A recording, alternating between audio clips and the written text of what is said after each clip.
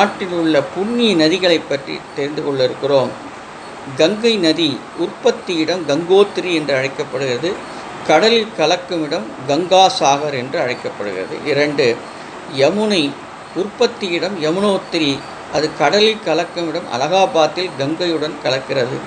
3. கோதாவரி உற்பத்தி இடம் திரையம்பகம், அது கடலில் கலக்கும் இடம் ராஜேந்திரவரம் பக்கத்தில் உள்ள பிரம்மவர்த்தம் என்னும் இடத்தில் கலக்கிறது.